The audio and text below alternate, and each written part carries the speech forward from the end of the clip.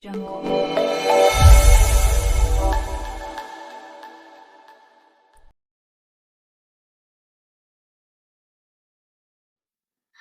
nggak lihat sekolah yang administrasinya kacau? Jadwal bentrok, laporan numpuk, fasilitas nggak keurus. Sebaliknya, ada juga sekolah yang rapi, gurunya kompak, dan kegiatannya berjalan lancar. Bedanya apa? Jawabannya ada pada kepemimpinan pendidikan, terutama peran kepala sekolah sebagai administrator. Halo semuanya, kami dari kelompok 4 akan menjelaskan tentang materi kepemimpinan dalam administrasi sekolah untuk memenuhi mata kuliah manajemen administrasi di sekolah yang beranggotakan saya Fatma Rizky, saya Sandi Aulia, saya Kadita Nabila Fitri, saya Novita Putri Dahlia, saya Aulia Rahma. Selamat menyaksikan. Apa itu kepemimpinan pendidikan? Kepemimpinan pendidikan adalah kemampuan untuk menggerakkan seluruh proses pendidikan agar tujuan pendidikan bisa tercapai secara efektif dan efisien. Sutopo dan Sumanto menjelaskan bahwa pemimpin itu bukan sekadar atasan, tapi seseorang yang mampu mempengaruhi orang lain untuk bekerja secara sukarela menuju tujuan bersama. Artinya, di sekolah, keberhasilan itu bukan hanya hasil kerja satu orang, tapi bagaimana pemimpin bisa menggerakkan orang-orangnya. Contoh nyata, misalnya kepala sekolah yang mampu mengajak guru mengikuti perubahan kurikulum dengan antusias, bukan terpaksa. Itulah kepemimpinan. Siapa saja yang termasuk pemimpin kependidikan? Dalam dunia pendidikan, pemimpin itu berlapis-lapis. Ada pengawas kependidikan, kepala sekolah, direktur akademi, pimpinan organisasi guru, bahkan tokoh informal yang punya pengaruh besar di lapangan. Ini penting karena kependidikan itu bukan hanya soal tokoh formal. Orang yang punya kecakapan tertentu bisa menjadi tokoh informal. Contohnya, guru senior yang selalu dimintai pendapat oleh guru lain meskipun tidak menjabat apapun. Mengapa kepala sekolah disebut sebagai kunci?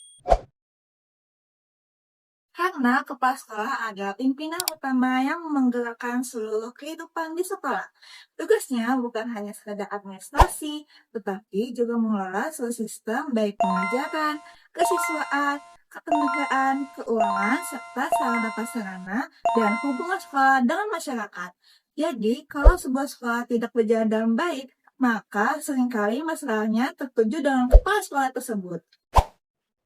Contohnya, jika kepala sekolah tidak mengelola sarana prasarana dengan baik, maka akan membuat berbagai masalah dibiarkan begitu saja. Mulai dari ruang kelas yang bocor, laboratorium yang tidak terurus, hingga buku di perpustakaan yang tidak diperbaharui. Lalu, sifat apa yang membuat seorang pemimpin pendidikan benar-benar efektif? Di dalam Islam, ada 4 karakter utama yang relevan bahkan dalam organisasi modern. Yang pertama ada sidik, yaitu jujur. Kejujuran menentukan apakah seorang pemimpin bisa dipercaya oleh warga sekolah. Yang kedua ada amanah, yaitu dapat dipercaya. Guru, siswa, dan orang tua hanya mau mengikuti pemimpin yang bisa menjaga tanggung jawabnya.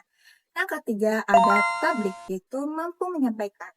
Kemampuan berkomunikasi menentukan apakah kebijakan dapat dipahami dengan jelas atau justru menimbulkan konflik. Yang keempat ada fatonah, yaitu cerdas. Tanpa kecerdasan dan mampu mengambil keputusan, seorang pemimpin tidak bisa menyelesaikan masalah yang akan dihadapi ke depannya. Kepala sekolah yang bersifat tablik akan menyampaikan informasi dengan jelas dan transparan, sehingga para guru memahami kejelasannya dan tidak merasa bingung. Fungsi utama pemimpin pendidikan. Pemimpin pendidikan mempunyai 5 fungsi besar. Yang pertama, menciptakan suasana kerjasama dan persaudaraan. Yang kedua, membantu kelompok mengorganisir diri untuk mencapai tujuan. Yang ketiga, menetapkan prosedur kerja yang efektif dan efisien. Yang keempat, mengambil keputusan bersama kelompok. Yang kelima, menjaga keberlangsungan organisasi. Contoh nyata dalam kehidupan sehari-hari, misalkan kepala sekolah mengajak guru berdiskusi untuk menciptakan SOP kegiatan sekolah, bukan memutuskan sepihak. Peran kepala sekolah sebagai administrator. 1. Ada perencanaan. Kepala sekolah menyusun rencana program mulai dari RKS, RKAS, jadwal pelajaran, hingga program pengembangan guru. Contoh nyatanya, jika perencanaan buruk, bisa terjadi guru mengajar di 2 kelas sekaligus pada jam yang sama. 2. Pengorganisasian. Pengorganisasian berarti menyusun struktur tugas yang jelas. Siapa yang mengerjakan apa, alurnya bagaimana, dan batas wewenangnya apa. Contoh nyatanya, bagian TU yang tidak jelas perannya sering bikin berkas penting terselip dan laporan terlambat. 3. Koordinasi pengarahan. Koordinasi menjaga agar semua bagian tidak berjalan sendiri-sendiri.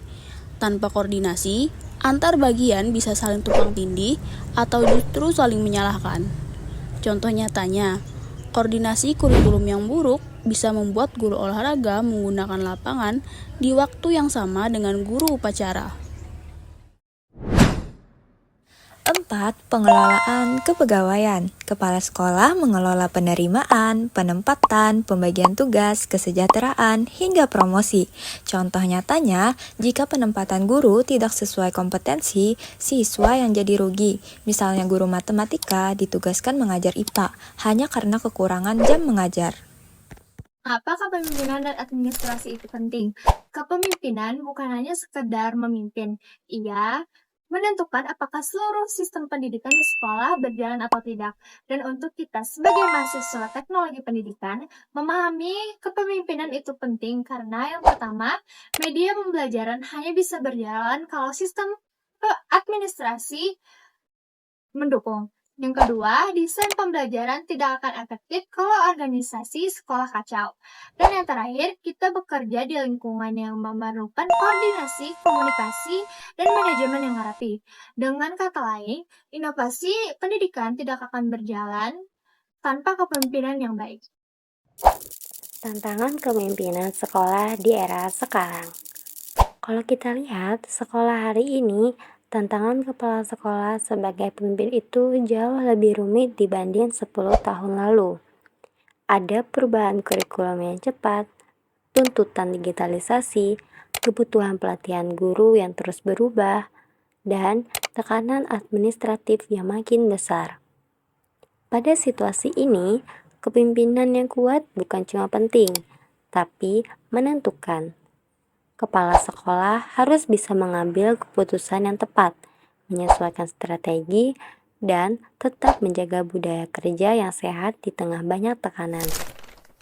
Contoh nyatanya, sekolah yang gagal beradaptasi dengan teknologi pembelajaran biasanya tertinggal, kegiatan jadi tidak efektif, dan guru merasa terbebani.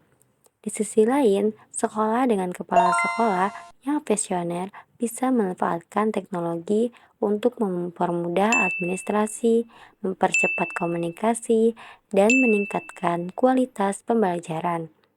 Jadi, kepemimpinan pendidikan bukan sekedar teori. Ia adalah respon nyata terhadap perubahan zaman. Dan keberhasilan sekolah sangat bergantung pada bagaimana pemimpinnya menghadapi semua tantangan itu. Jadi, kepemimpinan pendidikan dan peran kepala sekolah sebagai administrator merupakan fondasi utama untuk sekolah yang efektif. Tanpa adanya hal tersebut, tujuan pendidikan hanya menjadi wacana. Dengan pemimpin yang benar, sekolah bisa bertumbuh, berkembang, dan memberikan kualitas terbaik untuk siswanya.